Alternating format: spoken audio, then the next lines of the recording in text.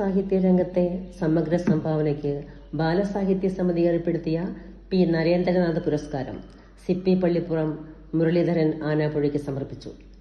കേരള ശാസ്ത്ര സാഹിത്യ പരിഷത്ത് സംസ്ഥാന പ്രസിഡന്റ് ടി കെ മീരാഭായി സമ്മേളനം ഉദ്ഘാടനം ചെയ്തു.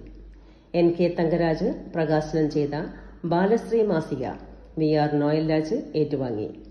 K V Ananthan master, professor C G Chenthamarakshan, O M Dinakaran, K A Valsala, Sheena teacher, Bakkar Methala, Ajith Kumar Gothirath, E N Radhakrishnan എന്നിവർ ആശംസകൾ അർപ്പിച്ച് സംസാരിച്ചു. മുരളിമാഷയെ കുറിച്ച് പറയുകയാണെങ്കിൽ ഏത് രീതിയിലുള്ള മുരളിമാഷയാണ് ഇവിടെ പരിചയപ്പെടുത്തേണ്ടതെന്ന് അറിഞ്ഞുകൊണ്ട് ഒരു പരിചയത്തിന്റെ ഒരു ആവശ്യമില്ല. എങ്കിൽ പോലും ഒരു അധ്യാപികയായ ഞാൻ 36 വർഷം പ്രധാന അധ്യാപകനായി ജോലി ചെയ്തിട്ടുള്ള ആളുകളെ വളരെ വിരളമായി നിങ്ങൾ കേട്ടിട്ടുണ്ടാവുള്ളൂ.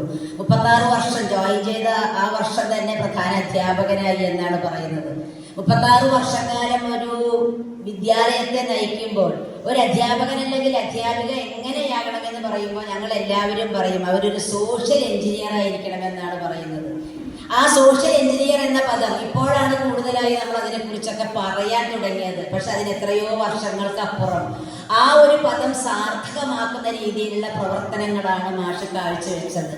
കുട്ടികളെ ഒപ്പം ചേർക്കുന്ന കാര്യത്തിലാണെങ്കിൽ പോലും അത് എഴുത്തിലൂടെയായി എഴുത്തിനപ്പുറം എനിക്ക് കൂടുതൽ ഹൃദ്യമായി തോന്നിയിട്ടുള്ളത് എഴുതിയ കാര്യങ്ങൾ ആളുകളിലേക്ക് സന്നിവേശിപ്പിക്കപ്പെടണം.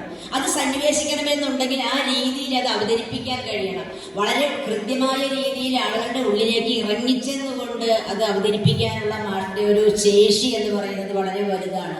അതിനുമപ്പുറം എഴുത്തുകാരൻ എന്ന നിലയിലുള്ള മാഷിനൊക്കെ എല്ലാവർക്കും പരിചയം ഉണ്ടാകും. മാഷ് പേരന്റിങ്ങിനെ കുറിച്ച് ഒരുപാട് എനിക്ക് തോന്നുന്നു എല്ലാ ജില്ലകളിലും തന്നെ രക്ഷാകർതൃ വിദ്യാഭ്യാസം എന്ന പേരിൽ മാഷ് ക്ലാസ്സുകൾ എടുത്തപ്പോൾ ഞാൻ മാഷിനോട് ചോദിച്ചപ്പോൾ മാഷ് പറയുന്നത് ഏകദേശം 2000 ക്ലാസ്സുകളൊക്കെ തന്നെ എടുത്തിട്ടുണ്ടാകുമെന്നാണ് പറയുന്നത്.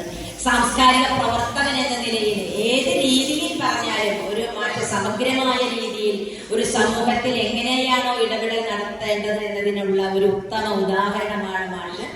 മാഷിക്ക് എല്ലാവിധ നന്മകളും ആശംസകളും